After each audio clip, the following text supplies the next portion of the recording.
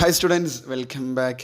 ഈ ഒരു സെഷനിൽ ഡിസ്കസ് ചെയ്യാൻ വേണ്ടി പോകുന്നത് +2 ഫിസിക്സ് പബ്ലിക് എക്സാം. നമ്മൾ ഇപ്രാവശ്യത്തെ പബ്ലിക് എക്സാമിന് 3 മാർക്കിൻ്റെ സെഷനിൽ ഇൻക്ലൂഡ് ചെയ്യപ്പെടാൻ ചാൻസ് ഉള്ള ഏറ്റവും ഇമ്പോർട്ടൻ്റ് ആയിട്ടുള്ള ന്യൂമറിക്കൽസും തിയറി ക്വസ്റ്റ്യൻസും കോൺസെപ്ച്വലും ഗ്രാഫിക്കലും ഒക്കെ ഇൻക്ലൂഡ് ചെയ്തിട്ടുള്ള ഒരു സെഷനാണ് ഈ ഒരു വീഡിയോയിൽ ഡിസ്കസ് ചെയ്യാൻ. മേ ബി കുറച്ച് ലെങ്തി ആവാൻ ചാൻസ് ഉണ്ട്. Around 14 questions including rare questions, numericals, graph എല്ലാം വരുന്നുണ്ട് മക്കളെ. ഓക്കെ, ഞാൻ പറഞ്ഞില്ല, ഫുൾ മാർക്ക് അടിക്കാൻ ആഗ്രഹിക്കുന്നവരെ സംബന്ധിച്ചിടത്തോളം വളരെയധികം ഇമ്പോർട്ടൻ്റ് ആണ്. അതുപോലെ തന്നെ ജസ്റ്റ് പാസ്സാവാൻ ആയിക്കോട്ടെ, ഡബിൾ പാസിൻ്റെ ആൾക്കാരായിക്കോട്ടെ, ഓക്കെ, വളരെയധികം ഇമ്പോർട്ടൻ്റ് ആയിട്ടുള്ള ക്വസ്റ്റ്യൻസാണ് ഇൻക്ലൂഡ് ചെയ്യപ്പെടുന്നത്. ഇത് ചിലപ്പോൾ 2 മാർക്ക് 3 മാർക്ക് അങ്ങോട്ടും ഇങ്ങോട്ടൊക്കെ വരെ 4 മാർക്കിൻ്റെ സെഷനൊന്നും പോവില്ല. അപ്പോൾ ആ ഒരു രീതിയിലാണ് ക്വസ്റ്റ്യൻ വരുന്നത്. കൂടുതൽ 3 മാർക്കിന് തന്നെ പ്രതീക്ഷിക്കാവുന്ന ഇമ്പോർട്ടൻ്റ് ആയിട്ടുള്ള ക്വസ്റ്റ്യൻസ് ആണ് മക്കളെ. ഈ ക്വസ്റ്റ്യൻസ് നിങ്ങൾ പഠിച്ചോ എന്ന് ഉറപ്പ് വരുത്തുക. പഠിക്കാത്തവരാണെങ്കിൽ ഞാൻ ക്വസ്റ്റ്യൻ മാത്രമല്ല ആൻസറും കൊടുത്തിട്ടുണ്ട്. കുറേ കുട്ടികൾ ആൻസേഴ്സ് എന്ന് പറഞ്ഞിട്ട് ഞാൻ ആൻസേഴ്സും കൊടുത്തിട്ടാണ് ഈ വീഡിയോ ചെയ്യുന്നത്. അപ്പോൾ അത്രത്തോളം ടൈം എടുത്തിട്ടുണ്ട് ഇതൊന്ന് സെറ്റാക്കാൻ വേണ്ടിയിട്ട്. സോ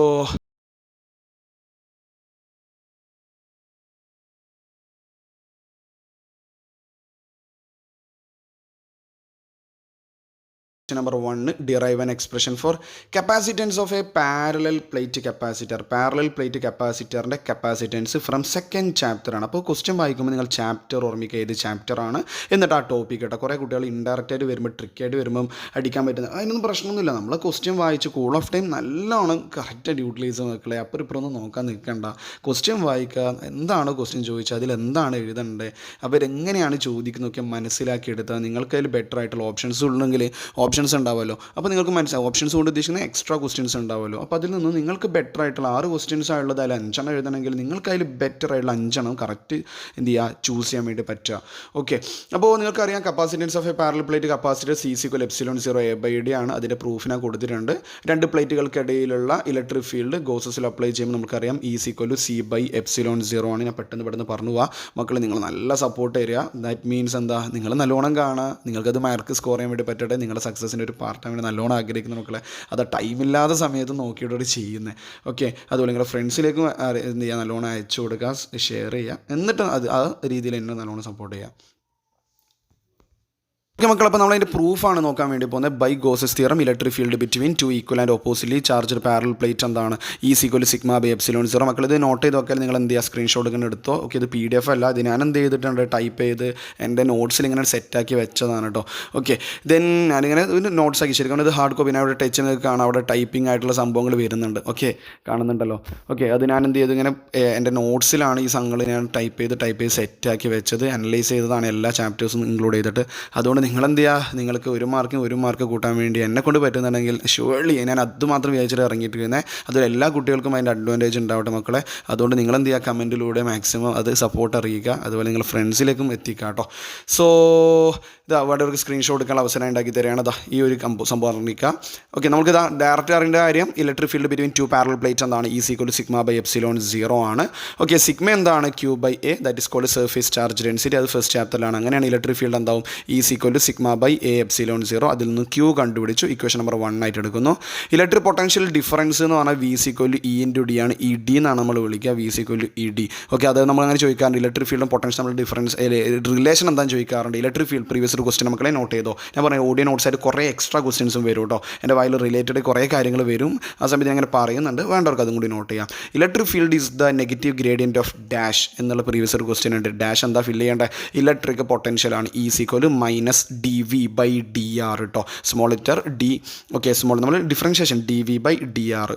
ഓക്കെ, അപ്പോൾ ഇലക്ട്രിക് പൊട്ടൻഷ്യൽ V=ED ആണ്. അങ്ങനെയാണെങ്കിൽ we have definition of capacitance C=Q/V. തൊട്ട് മുമ്പ് ഇക്വേഷൻ നമ്പർ 1 Qനെ കുറിച്ച് കിട്ടിയിട്ടുണ്ട്. Then equation number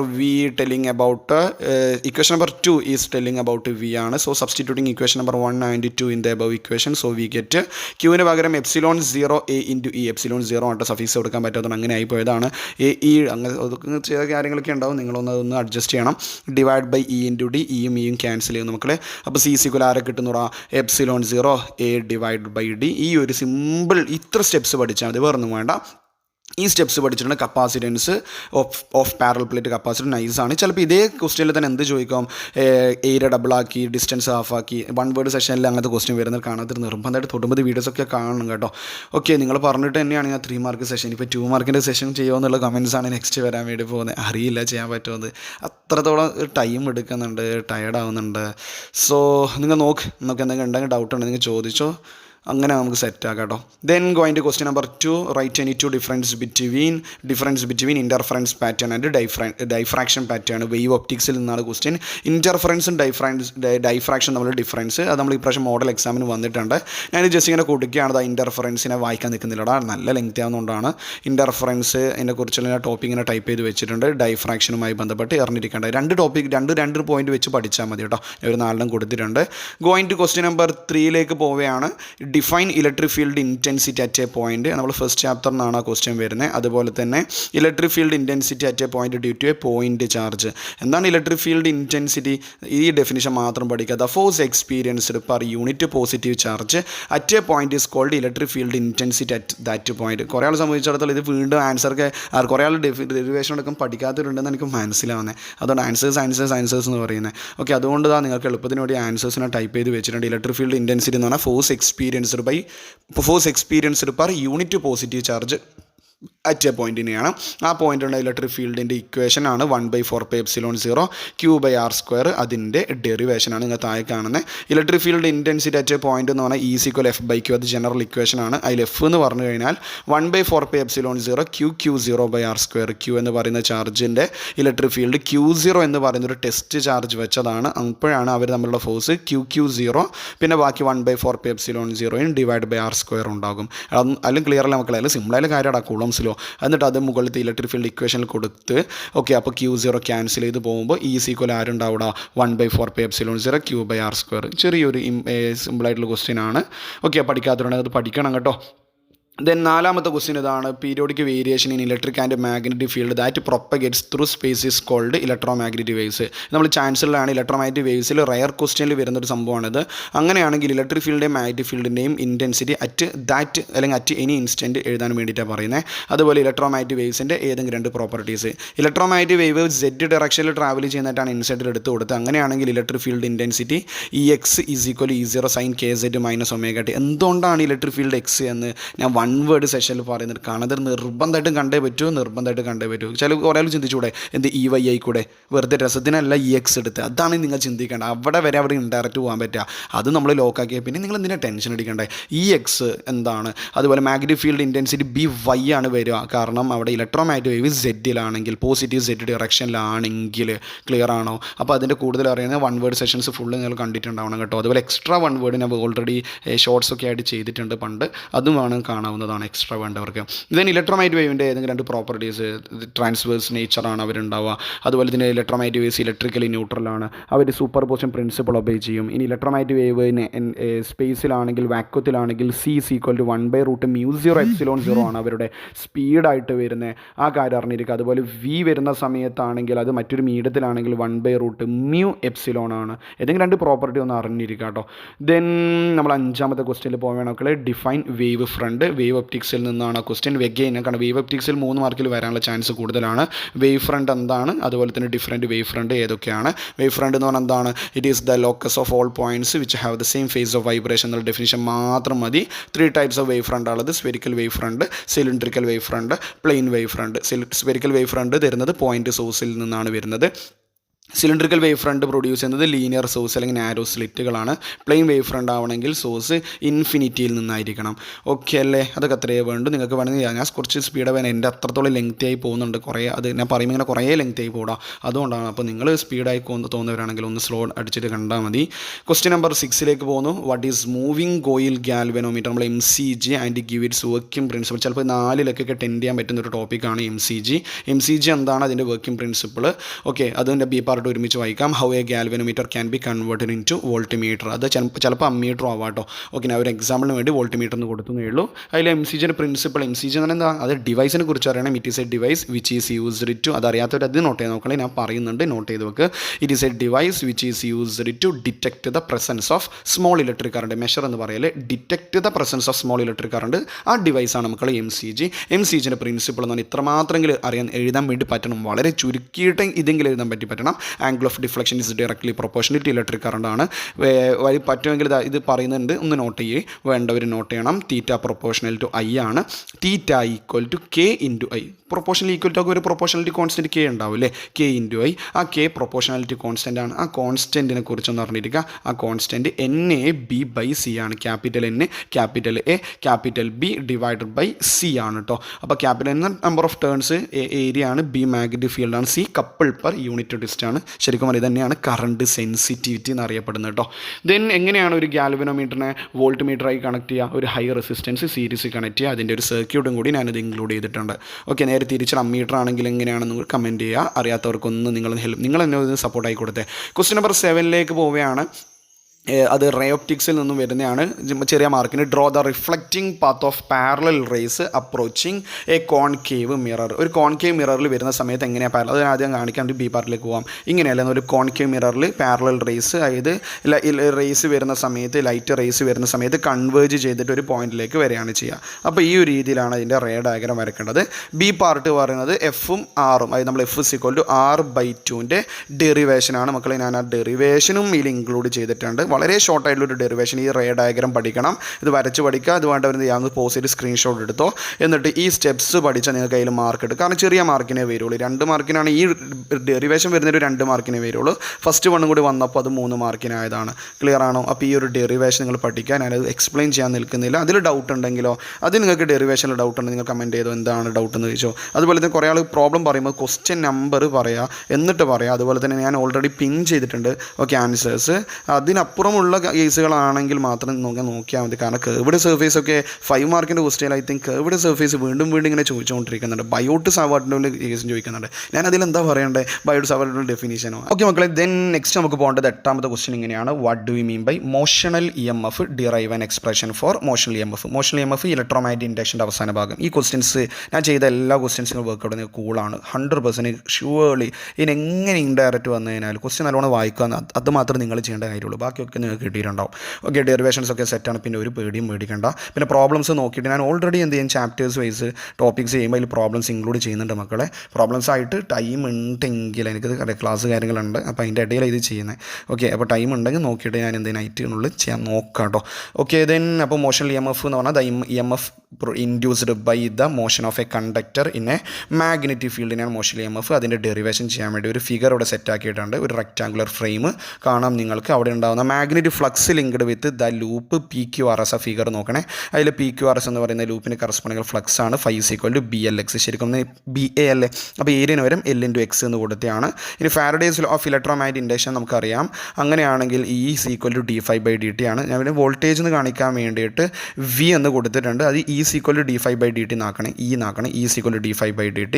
okay, E or V ഏതും ആവാം. അങ്ങനെയാണെങ്കിൽ V അല്ലെങ്കിൽ E = d/dt, തൊട്ടുമ്പോൾ Φ കിട്ടി BLX.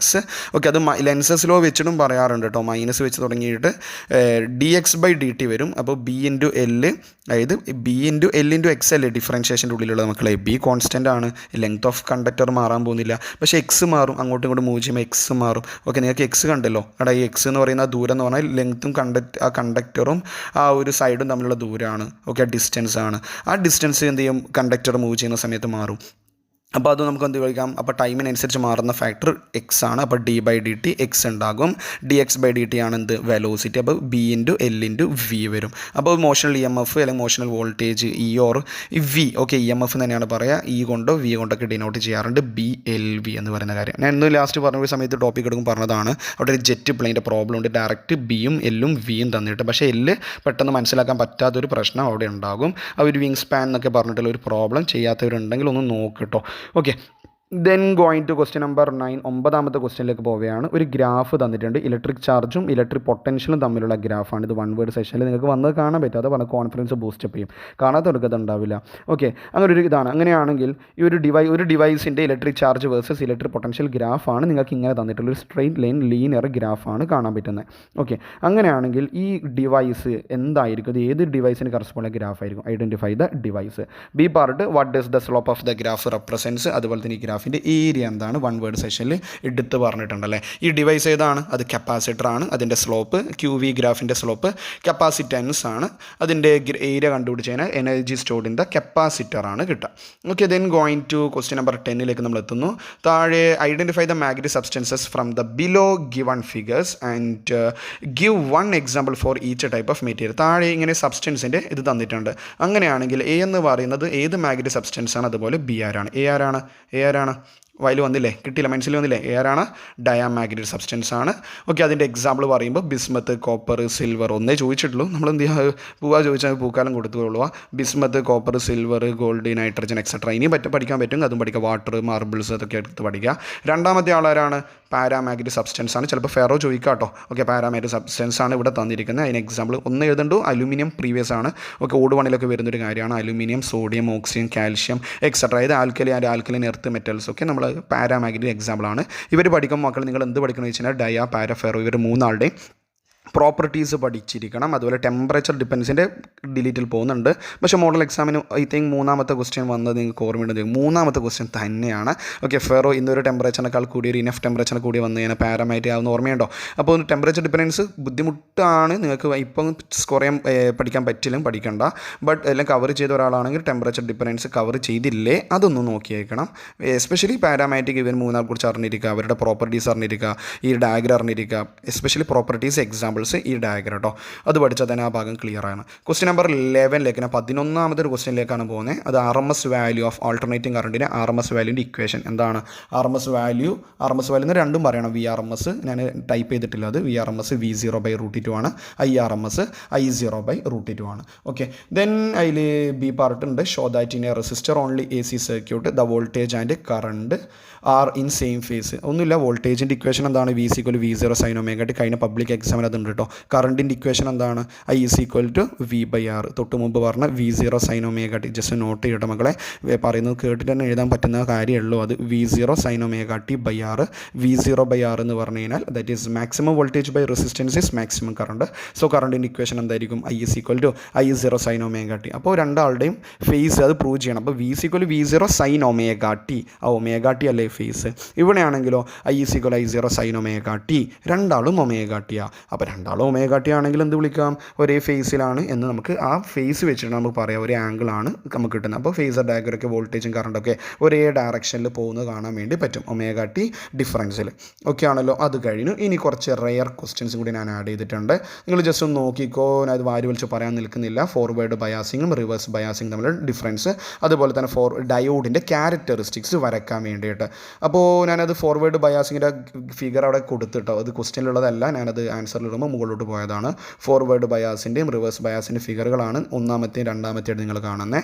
ഫോർവേഡ് ബയാസ് എന്ന് പറഞ്ഞാൽ എന്താണ്? P ടൈപ്പ് പോസിറ്റീവായിട്ടും N ടൈപ്പ് നെഗറ്റീവായിട്ടും ബാറ്ററിയിൽ നെഗറ്റീവായിട്ട് കണക്ട് ചെയ്തിട്ടുണ്ടാവും. റിവേഴ്സ് ബയാസ് ആണ് നേരെ തിരിച്ചിട്ടായിരിക്കും. ഒരു ഡയോഡിൻ്റെ ക്യാരക്ടറിസ്റ്റിക്സ് ചോദിച്ചു കഴിഞ്ഞാൽ മക്കൾ ഇത് രണ്ടും വരക്കണം. ഫോർവേഡ് ക്യാരക്ടറിസ്റ്റിക്സും റിവേഴ്സ് ക്യാരക്ടറിസ്റ്റിക്സും.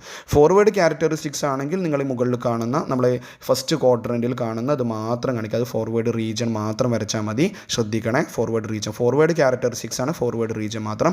റിവേഴ്സ് ക്യാരക്ടറിസ്റ്റിക്സ് ആണ് റിവേഴ്സ് റീജിയൻ മാത്രം വരക്കുക. ഇതേ സമയം ഡയോഡ് ക്യാരക്ടറിസ്റ്റിക്സ് ആണെങ്കിൽ രണ്ടും വരക്കണം. ഇപ്പോൾ നിങ്ങൾ സ്ക്രീനിൽ കാണുന്നത് തന്നെ വരച്ചിരിക്കണം.